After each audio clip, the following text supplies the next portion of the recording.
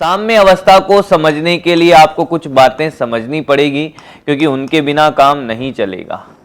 साम्य अवस्था को समझने के लिए आपको कुछ बातें समझनी पड़ेगी। आपने बेसिक मैथमेटिकल टूल में जब फिजिक्स को स्टार्ट कराया जाता है तो बेसिक मैथमेटिकल टूल पढ़ाते हैं। उन बेसिक मैथमेटिकल टूल में आपने अवकलन समाकलन तो पढ़ा ही था, साथ में आपने मैक्सिमा मिनिमा अधिकतम न्यूनतम मान निकालना भी सीखा होगा कि कैसे सर। तो मैंने कहा सुने, अगर मैं बिल्कुल बेसिक से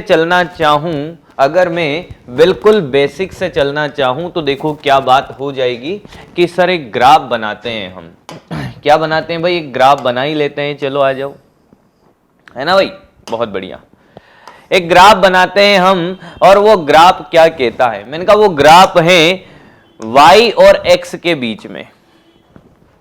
यार आपने अगर कभी जीवन में ग्राफ बनाया है, ग्राफ y और x अक्ष के बीच में बनाते हैं, हाँ, पर y और x तो अक्ष का नाम है। इस y अक्ष पर एक अलग भौतिक राशि होगी, x पर अलग भौतिक राशि होगी। वो कुछ भी हो सकती है, बल हो सकता है, दूरी हो सकती है, तापमान हो सकता है, इधर वेग हो सकता है, आयतन हो सकता है, कोई भी दो भौतिक राशियों के बीच में ग्राफ बनता है। तो मैंने कहा कि यार ग्राफ कुछ ऐसा है, ग्राफ कुछ ऐसा है भाई, ठीक है सर। क्या आप मुझे बता सकते हो इस ग्राफ में एक तो अधिकतम मान होगा y का, हाँ, और एक न्यूनतम मान होगा y का, हाँ सर। मैंने कहा ये y का अधिकतम मान है, ये y का क्या है बेटा? अधिकतम मान है, y मैक्स।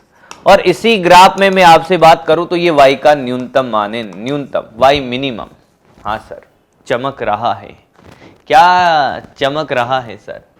मैंने कहा अगर आपको इतनी बातें चमक रही हैं तो एक बात बताइए, क्या ग्राफ का ढाल निकालना आता है? कर्व रेखा में, वक्र रेखा में ग्राफ का ढाल निकालना आता है? आता है क्या? अरे भाई सर, ग्राफ का ढाल होता है dy बाई dx। ग्राफ का ढाल क्या होता है? dy बाई dx, या फिर होता है सर टेन थीटा। बहुत सुंदर,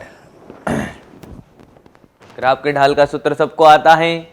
बिल्कुल बेसिक से स्टार्ट कर रहा हूं बेटा, ताकि तुम्हें एक एक चीज सेट हो जाए यहां पर। बहुत बढ़िया सर। एक बात बताइए, अगर ग्राफ का ढाल आपको निकालना आता है तो इस बिंदु पर ग्राफ का ढाल, इस बिंदु पर ग्राफ का ढाल और इस बिंदु पर भी ग्राफ का ढाल, जहां पर अधिकतम मान है और जहां पर न्यूनतम मान है, वहां ग्राफ का ढाल क्या है? अरे सर 0 है। कैसे पता चला कि सर यहां स्पर्श रेखा खींच कर देखो, आप देखो ये 0, यहां कोई ढाल ही नहीं है, मतलब यहां का कोई ढाल ही नहीं है सर, ढाल 0 है। मतलब सर यहां पर भी dy बाई dx 0 है और यहां पर भी dy बाई dx 0 है। हाँ सर, अब सुने, y का अधिकतम मान है, वहां पर भी एक बार अवकलन करते हैं तो 0 आंसर है, न्यूनतम मान पे भी dy बाई dx 0 है। तो सर हम कैसे पता कर पाएंगे कि कहां अधिकतम है और कहां न्यूनतम है? मतलब सर हमें एक बात तो ये समझ में आ गई कि कोई भी समीकरण दे रखी है, उसका अधिकतम या न्यूनतम मान निकालना है तो हमें अवकलन करके क्या करना है?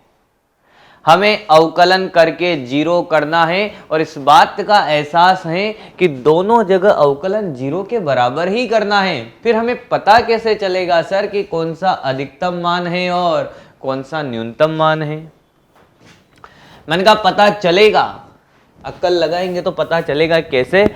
मैंने कहा ऐसी बात है कि एक बात तो हमें यह समझ में आएगी कि जब भी अधिकतम व न्यूनतम मान की बात होगी हम अवकलन करके 0 करेंगे, पक्का? हाँ, चाहे मैक्सिमा पूछे चाहे मिनिमा पूछे, आज के बाद पूरे फिजिक्स में जब भी आपसे अधिकतम या न्यूनतम मान की बात पूछी जाएगी आप एक बार अवकलन करके 0 कर दोगे, ठीक है सर।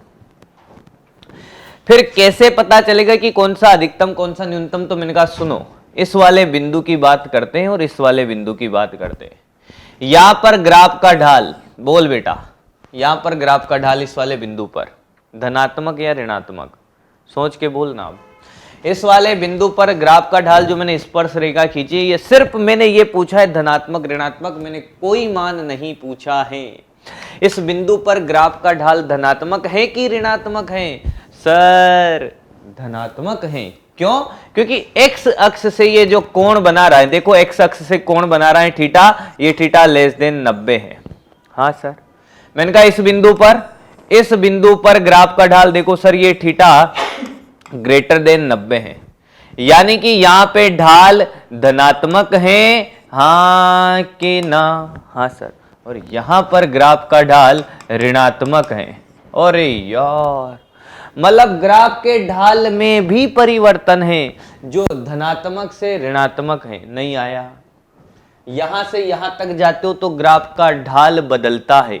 ये कौन है? ये dy by dx sir graph का ढाल है। अरे कौन है? ग्राफ का ढाल। इसमें भी परिवर्तन देखो तो एक बार और अवकलन करो। ये तो ग्राफ का ढाल है, सुनते चले। ये क्या है? ग्राफ का ढाल। हाँ सर, और मैं कहूं d2y बाई dx स्क्वायर, ये ग्राफ के ढाल में परिवर्तन है, ग्राफ के ढाल में परिवर्तन है। नहीं आया? बोल दो, अब भी समझ नहीं आया।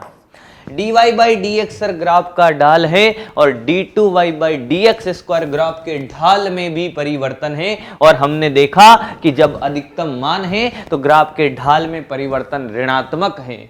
यानी कि सर देखो क्या बात होगी, जब मैक्सिमम मान की बात होगी, अधिकतम मान की बात होगी, अधिकतम की बात होगी, तो dy बाई dx क्या करेंगे? 0, पहली बात। और दूसरी बात, d2y by dx square less than 0।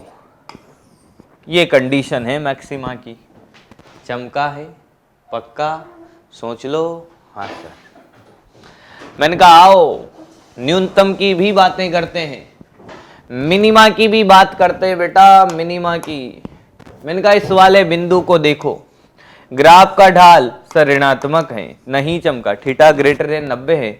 मैंने कहा इस वाले बिंदु के ग्राफ का ढाल धनात्मक है, यानी कि सर ग्राफ के ढाल में परिवर्तन ग्रेटर देन 0 है। ग्राफ का ढाल में परिवर्तन ऋणात्मक से धनात्मक तो 0 से बड़ा है। मैंने कि न्यूनतम मान की जब बात होगी, न्यूनतम मान की जब बात होगी, तब भी हम dy बाई dx बराबर 0 ही करेंगे। और क्या बात होगी कि d2y by dx square greater than 0। क्या बात समझ में आई है? अरे बोलो, अरे बोलो बोलो बोलो। अब एक और बात हो जाती है यार, वैसे तो यही पूछा जाता है अधिकतम और न्यूनतम मान, पर मैं कहूं कि स्थायी साम्य अवस्था क्या होती है और अस्थायी साम्य अवस्था क्या होती है, अब इसी में सिखाता हूं। अब स्थायी साम्य अवस्था क्या कि अगर किसी वस्तु को, मेरी बात ध्यान से सुनना, ये जो ग्राफ हमने ऐसा बनाया था, हाँ, यहां पर एक वस्तु को रखा और यहां पर भी एक वस्तु को रखा, ठीक है सर। मैंने कहा यहां ढाल 0 है, ये अधिकतम मान है। अरे कौन है भाई? अधिकतम है।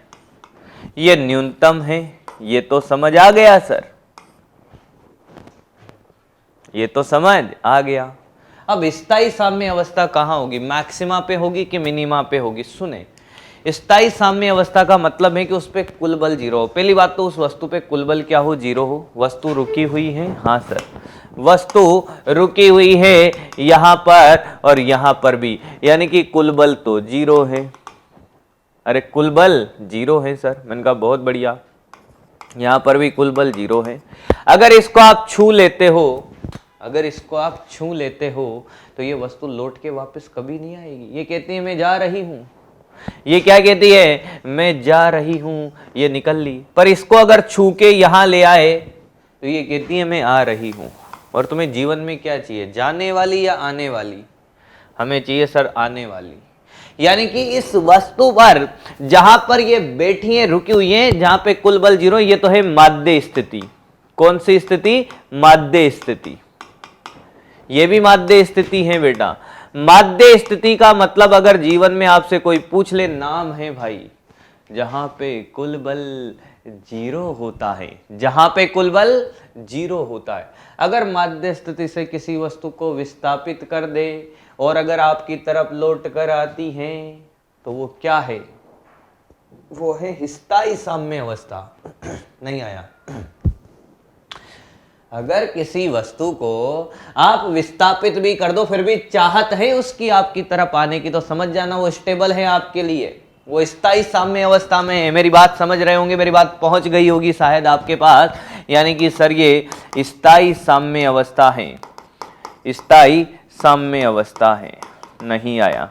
यानी कि सर इसी के लिए आपने बोला था d2y by D x square greater than 0। मैंने कहा और ये अस्थाई है, ये कहती है भैया छू के देख मैं निकलती हूँ, अस्थाई साम्य अवस्था। मैंने कहा ठीक है ऐसी चाहिए भी नहीं, निकलने दो इसको। क्या d2y by D x square less than 0। अब बोलो, अब कोई सी भी तकलीफ आपको इस वाले टॉपिक में मैक्सिमम नहीं हो, पूरा का पूरा रिवीजन करा दिया।